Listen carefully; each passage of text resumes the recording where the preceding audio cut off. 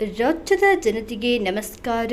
ಇಂದು ರಾಜ್ಯ ಸರ್ಕಾರವು ರಾಜ್ಯದ ರೈತರಿಗೆ ಒಂದು ಭರ್ಜರಿ ಸಿಹಿ ಸುದ್ದಿಯನ್ನ ನೀಡಿದೆ. ಹೌದು ಸ್ನೇಹಿತರೆ, ಈ ಒಂದು ಹೊಸ ಯೋಜನೆಯಡಿ ಸರ್ಕಾರವು ರೈತರಿಗೆ 1,50,000 ರೂಪಾಯಿ ಸಹಾಯಧನ ನೀಡಲು ಮುಂದಾಗಿದೆ. ಹೌದು, ಹಾಗಾದರೆ ಯಾವ ಯೋಜನೆಯಡಿಯಲ್ಲಿ ಸರ್ಕಾರ 1,50,000 ರೂಪಾಯಿ ಹಣ ಜಮೆ ಮಾಡುತ್ತಿದೆ? ಈ ಯೋಜನೆಗೆ ಅರ್ಜಿ ಹೇಗೆ ಸಲ್ಲಿಸಬೇಕು, ಅರ್ಜಿ ಸಲ್ಲಿಸಲು ಬೇಕಾಗುವ ದಾಖಲಾತಿಗಳೇನೆಂಬುದರ ಸಂಪೂರ್ಣ ಮಾಹಿತಿಗಾಗಿ ಈ ಒಂದು ವಿಡಿಯೋವನ್ನು ಸಂಪೂರ್ಣವಾಗಿ ನೋಡಿ. ಅದಕ್ಕೂ ಮುಂಚೆ ಈ ಒಂದು ವಿಡಿಯೋವನ್ನು ಲೈಕ್, ಶೇರ್, ಸಬ್ಸ್ಕ್ರೈಬ್ ಮಾಡುವುದನ್ನು ಮರೆಯಬೇಡಿ.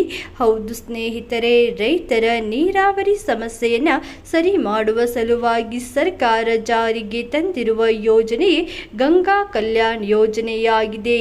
ಈ ಯೋಜನೆಯ ಮೂಲಕ ರೈತರಿಗೆ ಬೋರ್ವೆಲ್ ಕೊರೆಸಲು ಸರ್ಕಾರದಿಂದ ಸಹಾಯಧನ ಸಿಗುತ್ತದೆ.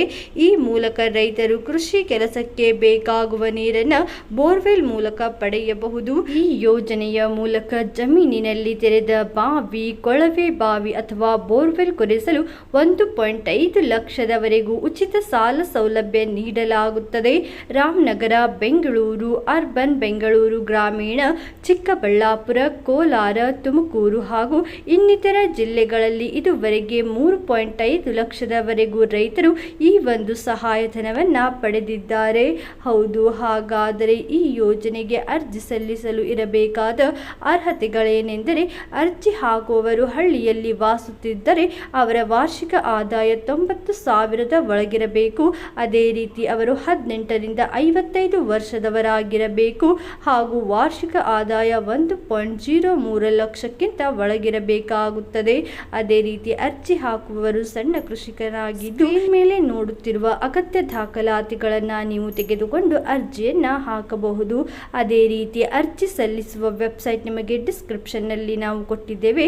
ಈ ವೆಬ್ಸೈಟ್ಗೆ ಹೋಗುವ ಮೂಲಕ ನೀವು ನಿಮ್ಮ ಮೊಬೈಲ್ ಮೂಲಕವೇ ಈ ಒಂದು ಯೋಜನೆಗೆ ಅರ್ಜಿ ಸಲ್ಲಿಸಬಹುದು. ಇವತ್ತಿಗೆ ಇಷ್ಟೇ ಸ್ನೇಹಿತರೆ. ಈ ಒಂದು ವಿಡಿಯೋ ಇಷ್ಟವಾದಲ್ಲಿ ಲೈಕ್ ಮಾಡಿ ಮತ್ತು ಯಾವುದೇ ಮಾಹಿತಿ ತಿಳಿಯಬೇಕಾಗಿದ್ದಲ್ಲಿ ಕಮೆಂಟ್ ಬಾಕ್ಸ್ನಲ್ಲಿ ಕಮೆಂಟ್ ಮಾಡಿ.